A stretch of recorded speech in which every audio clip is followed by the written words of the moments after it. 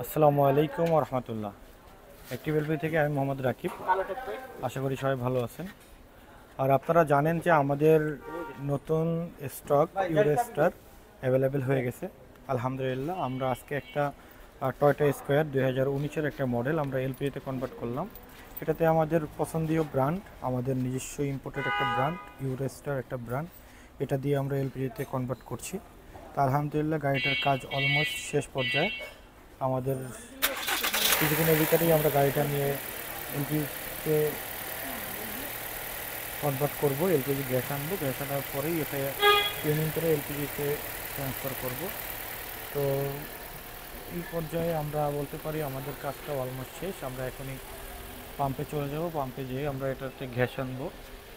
তো আমরা এখানে যেটা সুইচটা যেখানে বসাইছি সেটা হচ্ছে এইটাই ইউরেস্টারের একটা নিজস্ব একটা সুইচটা দেখেন কতটাই চমৎকার এবং কত সুন্দর দেখতে। এবং দেখেন এখানে ড্যাশবোর্ডটা একদমই ক্লিয়ার, ঠিক এলপিজিতে কনভার্ট করার পরে এরকম ক্লিয়ারই থাকবে। কোনো ধরনের অসুবিধা বা কোনো ধরনের সাউন্ডের কোনো অসুবিধা বা গাড়ির ইঞ্জিনের কোনো অসুবিধা, মাইলেজের কোনো অসুবিধা, কোনো কিছুই থাকবে না। আগে যেরকমটা আপনারা পেয়েছেন ঠিক ওভাবেই থাকবে, কোনো কিছুই চেঞ্জ হবে না। তো এখানে আমরা একটা 40 একটা রাউন্ড সিলিন্ডার ইনস্টল করছি। তো যদি দেখতে পারেন এই যে সিলিন্ডারটা, এই যে লেখা আছে তুর্কি, এটা জিএমআই ব্র্যান্ডের একটা সিলিন্ডার। তো এই যে পাশে যে গ্যাপটা, এখানে একটা 40টা সিলিন্ডার থাকবে।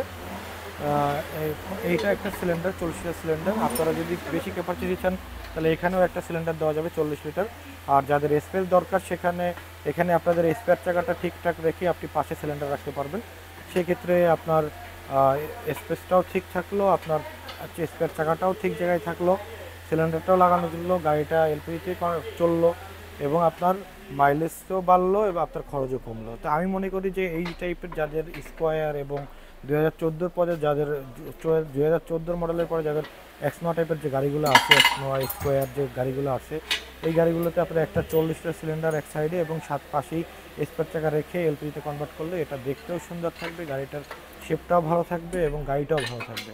তো আমরা মনে করি যে সব কিছু মিলে আপনারা এই টাইপের গাড়িগুলা 40টা সিলিন্ডার দিয়ে এলপিজিতে কনভার্ট করলে আপনাদের সব কিছুই ঠিক থাকবে। এবং এই গাড়িগুলোতে আপনারা এলপিজি করবেন অবশ্যই সিকোয়েন্সিয়াল সিস্টেমে এলপিজি করবেন।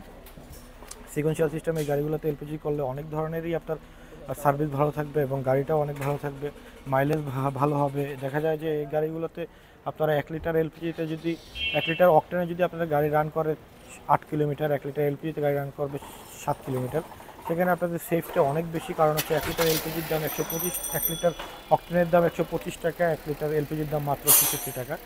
তো এইরকম অবস্থায় আমরা বলতে পারি আপনারা এই টাইপের গাড়িগুলো এলপিতে কনভার্ট করবেন। এবং এই গাড়িগুলোর জন্য ইউরোস্টার প্রোডাক্টটা তো মানে বললেই চলে যে এটার উপরে কোনো প্রোডাক্ট নেই আলহামদুলিল্লাহ। আপনারা এই টাইপের প্রোডাক্টগুলো দিয়ে এলপিজিতে করলে আপনাদের সার্ভিস এবং লংজারভিটি পারফরমেন্স অনেক ভালো থাকবে। সবাই ভালো থাকবেন। এবং আপনাদের কোনো ধরনের যদি কমেন্ট জানার দরকার থাকে অবশ্যই আমাদের কমেন্ট বক্সে কমেন্ট করবেন।